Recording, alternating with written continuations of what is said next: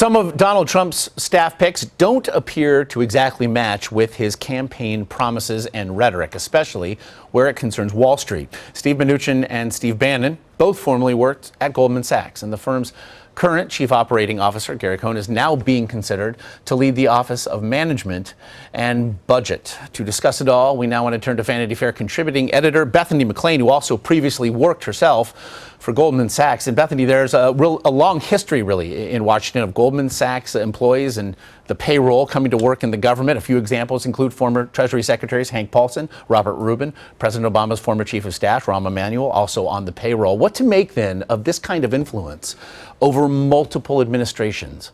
Absolutely right. There's been an enormous amount of Goldman Sachs influence in Washington over the years. There was a hue and cry about that in the wake of the 2008 financial crisis, that this is something we have to change. On the campaign trail, President-elect Trump promised to change this and even ran explicit ads featuring Goldman Sachs CEO Lloyd Blankfein, saying, basically, this is what we need to change.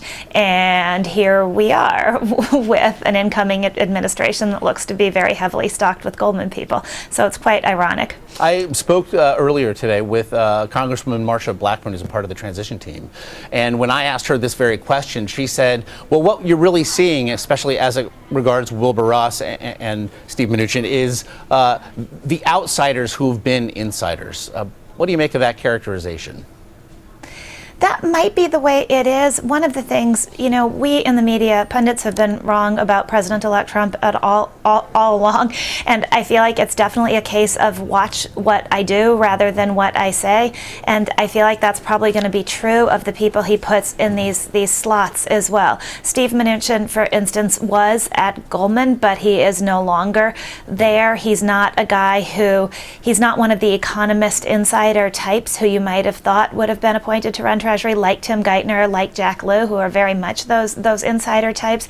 And we'll have to see what he does. Thus far, his comments on policy have been either opposed to what Trump has said, for instance, on tax policy, or they've been vague enough, for instance, about the Dodd-Frank financial reform bill and what his plans are there, that it's really hard to know what he's going to do. So my view is, rather than getting worked up about who these people are, let's see what they do.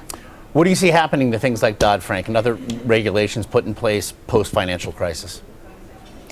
Well, I'm a little bit middle of the road about this. You could have this reaction to the idea that Dodd-Frank needs to be reformed, changed, and say, oh, how horrible, they're seeking to give power back to the big banks. Or you can say any legislation is a work in progress. And there are certainly parts of the 2300 Dodd-Frank rule, which doesn't even include all the way the rules were written, that are really complex. And complexity actually isn't a good thing for anybody. I think if it's completely gutted, that's not a good thing, but I think it will be very hard to completely gut it, given the amount of money that banks have put into building their efforts to comply with Dodd-Frank. I think some changes, particularly ones that lighten the regulatory load on community banks, are really important. And as it concerns Treasury specifically, while much has been made of this apparent shift in Donald Trump's campaign rhetoric as to now who we see stocking his cabinet, and with the selection of Steve Mnuchin, others have really said, frankly, there are few people who can really be Treasury Secretary who have not had experience on Wall Street. Right. What do you say? I agree with that. You can view this, and a lot of people do, as the fox guarding the hen house. But if the fox actually is going to guard the hen house, you want the fox there. So one of the criticisms of Mnuchin, for instance, has been, well, he has no policy experience, and he's never run a department like this, and he doesn't know international tax law. Well, there are plenty of people at Treasury who know that stuff really well.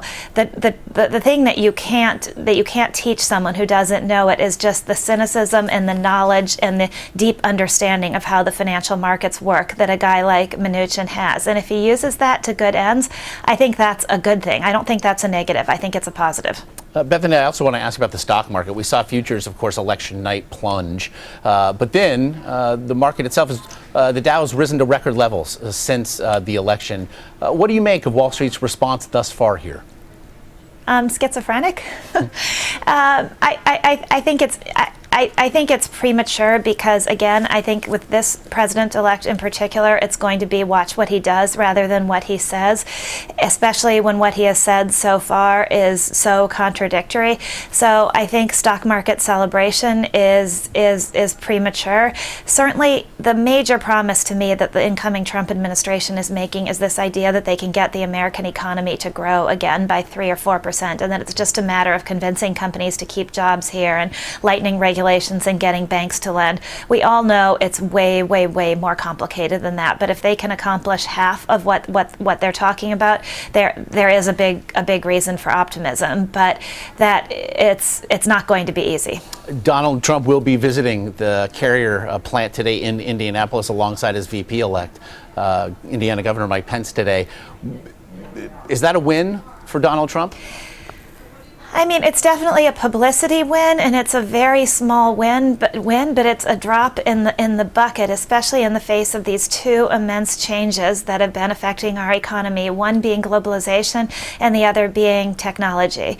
And that is going to continue to result in real pressure on jobs for the working class. And I'm not sure that 1,000 jobs saved at a Carrier plant is as gigantic a swing as people are making it out to be in the face of that enormously complicated larger picture. Is it also worth the precedent that appears to have been set here that essentially CEOs can now threaten, it would appear, to move jobs beyond U.S. borders unless they got similar deals?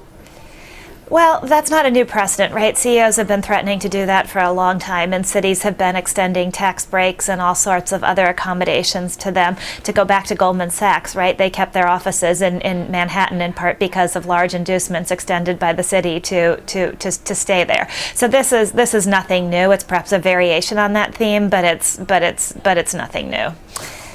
Bethany McLean, we very much appreciate the time and insight today. Thank you so much.